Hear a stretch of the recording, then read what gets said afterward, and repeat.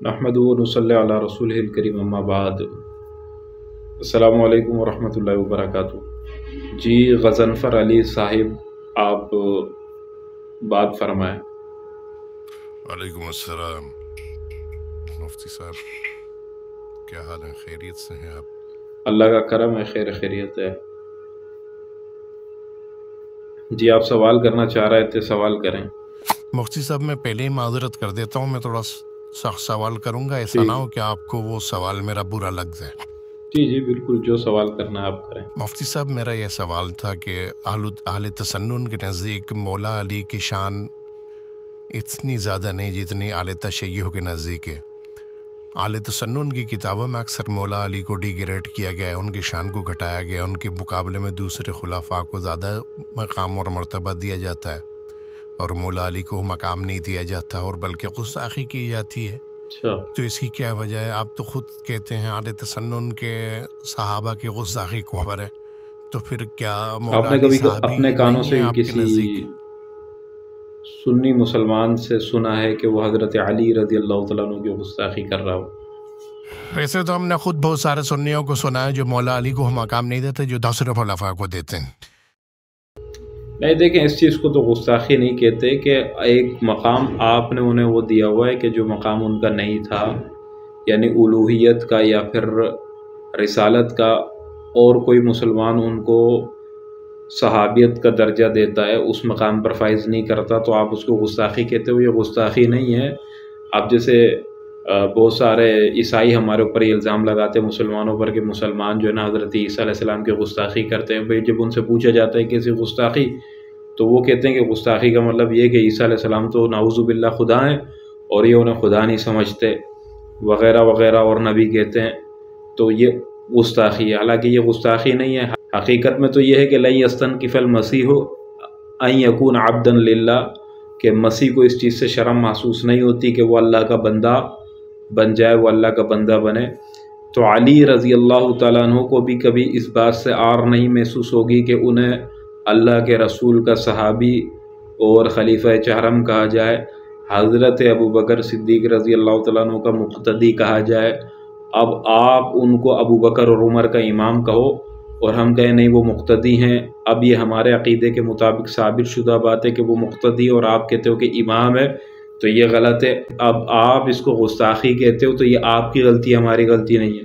مگر مفتی صاحب وہ جو اہل سنت کی کتابوں میں مولا علی کی گستاخی ہے، اس کے بارے میں آپ کیا کہیں؟ کون سی کتب کے اندر؟ اکثر ذاکرین سے ہم ایسا سنا ہے کہ اہل سنت کی کتب میں ایسی گستاخیاں ہیں۔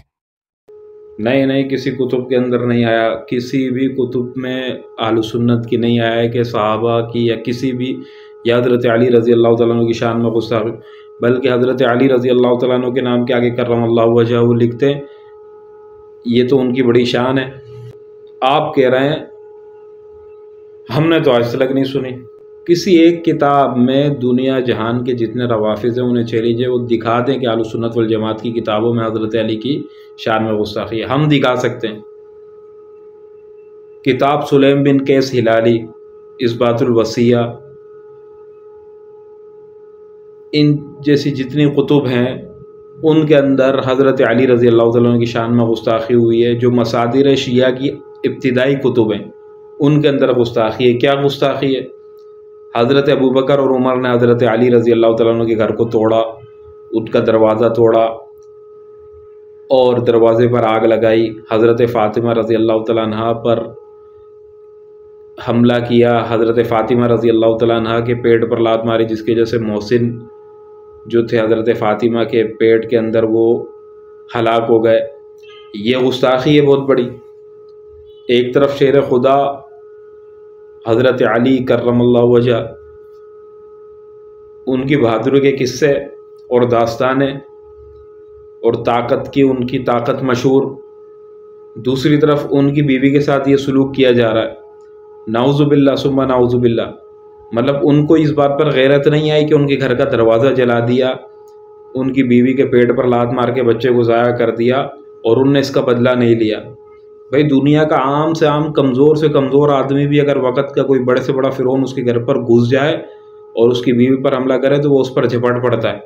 اور پھر حضرت علی رضی اللہ تعالیٰ عنہ سے تو یہ امید بالکل بھی نہیں کی جا سکتی کہ ان کی بیوی پر حملہ ہو جائے، ان کے گھر پر آگ لگا دی جائے اور وہ اس کا بدلہ نہیں لے۔ تو یہ تو شیعوں کی کتب کے اندر بہت بڑی گستاخی، اور مصادر اولا ہیں، یہ پہلے مصادر ہیں یہ اہل تشیع کے، جس میں انہوں نے حضرت علی رضی اللہ تعالیٰ عنہ کی شان میں اتنی بڑی گستاخی کی ہے، نعوذ باللہ ثم نعوذ باللہ حضرت علی کو بزدل ثابت کیا ہے اس کے اندر۔